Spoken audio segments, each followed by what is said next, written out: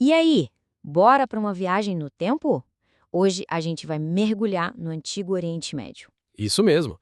Uma região que foi o palco para três civilizações incríveis que não só sobreviveram, sabe, entre mares e desertos, mas deixaram um legado que influencia a gente até hoje.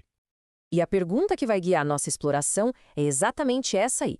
Como é que esses três povos, espremidos ali naquele cantinho do mapa, conseguiram mudar o nosso mundo? É uma pergunta excelente. E a resposta, olha, envolve muita fé, inovação e um jeito totalmente novo de construir impérios. Vamos nessa?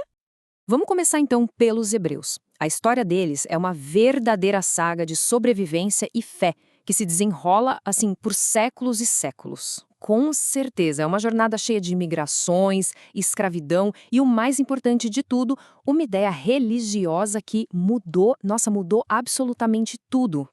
A trajetória deles é fascinante. Eles começam como nômades, lá na era dos patriarcas.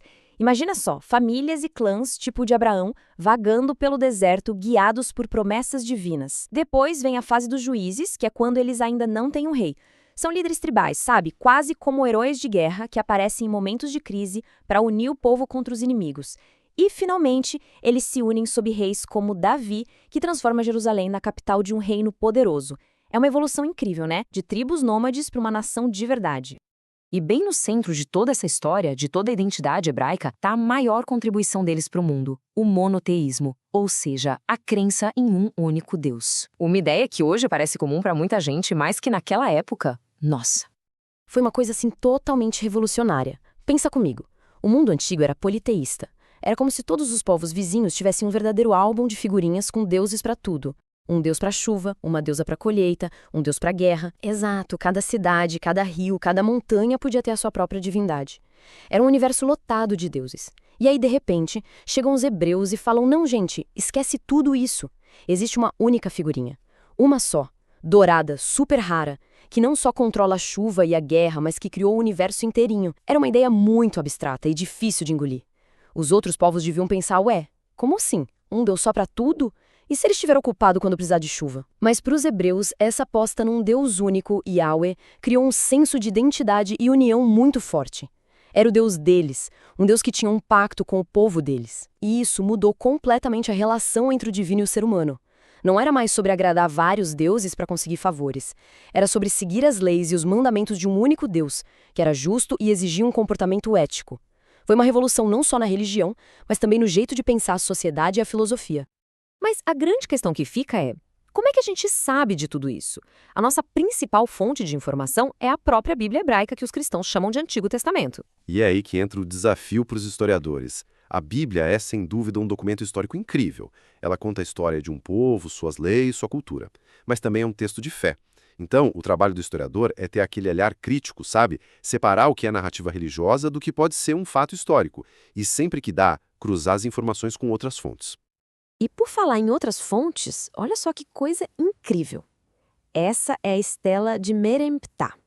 É uma placa de pedra egípcia e é basicamente o primeiro registro conhecido do nome Israel fora da Bíblia. Exatamente.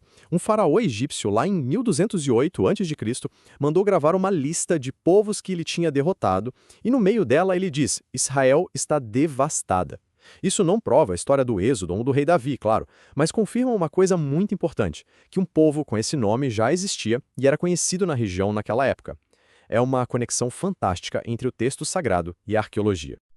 Ok, agora vamos sair do deserto e das discussões sobre fé e ir direto para a costa do Mediterrâneo para conhecer os fenícios. Se os hebreus olharam para dentro, para sua relação com Deus, os fenícios olharam para fora, para o mar, e viram um oceano de oportunidades de negócio. Eles eram os grandes empreendedores e inovadores da antiguidade. E talvez o produto mais famoso e luxuoso deles fosse uma cor, a chamada púrpura de Tiro. Eles desenvolveram uma técnica para extrair um pigmento roxo de milhares de um tipo específico de caramujo do mar. Era um processo tão complicado e que precisava de tantos caramujos que um único metro de tecido tingido com essa cor valia literalmente mais do que o seu peso em ouro. Se você visse alguém de roxo na rua naquela época, era o equivalente a ver alguém saindo de uma Ferrari hoje em dia. Era o maior símbolo de realeza e poder. E o modelo de negócios deles era simplesmente genial. Passo 1, construir os melhores navios da época com a famosa madeira de cedro do Líbano, que era super resistente. Passo 2, dominar a navegação usando as estrelas. Isso permitia que eles viajassem à noite e fizessem viagens longas em mar aberto, enquanto os concorrentes ficavam ali pertinho da costa esperando o dia clarear. Uma vantagem competitiva enorme. Passo 3. Não era só viajar, era fundar colônias comerciais em pontos estratégicos por todo o Mediterrâneo, como a famosa cidade de Cartago, lá no norte da África.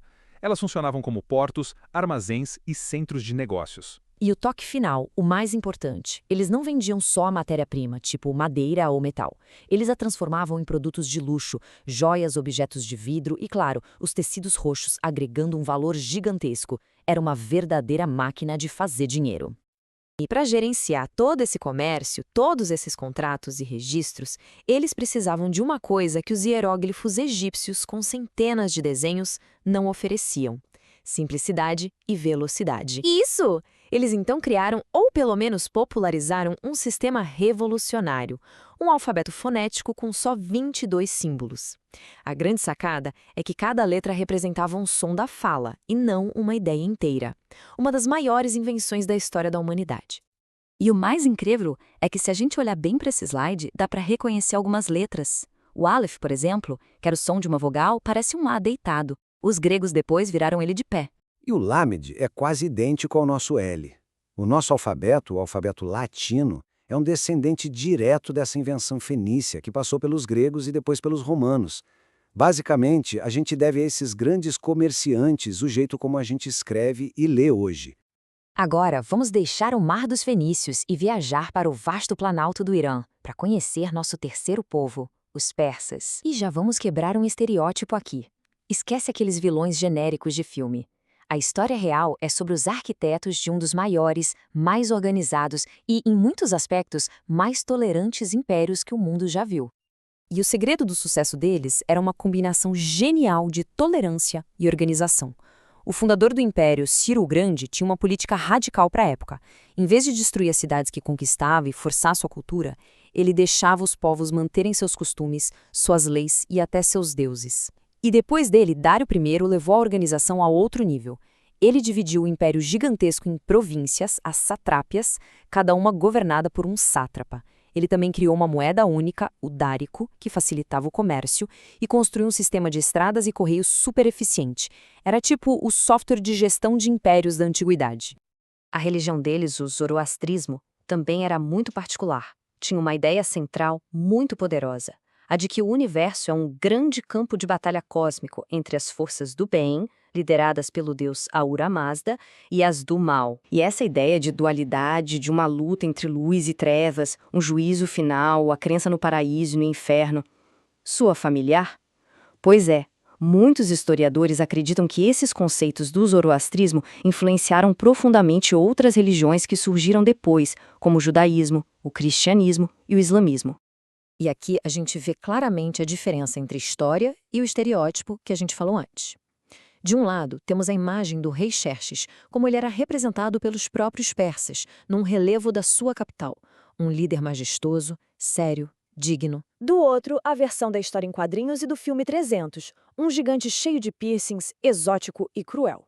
A diferença é absurda e mostra como a história pode ser distorcida para criar um inimigo conveniente para a narrativa, né? Essa visão distorcida do outro tem um nome: orientalismo. E ela é bem antiga. Começou com os gregos, que viviam em guerra com os persas.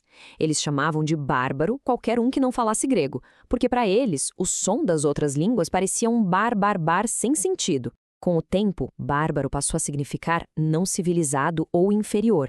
E essa ideia de um Oriente exótico, misterioso e ao mesmo tempo perigoso e atrasado, infelizmente, é um estereótipo que sobreviveu por séculos e que a gente ainda vê em muitos filmes e séries por aí.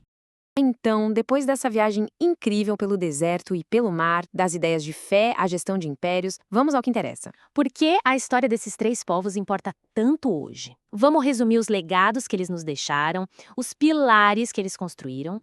Dos hebreus, a gente herdou a ideia do monoteísmo, a crença num Deus único, que hoje é a base para as três maiores religiões do mundo. Dos fenícios, a gente herdou o alfabeto fonético, a ferramenta genial que, depois de algumas evoluções, se tornou a base da nossa escrita.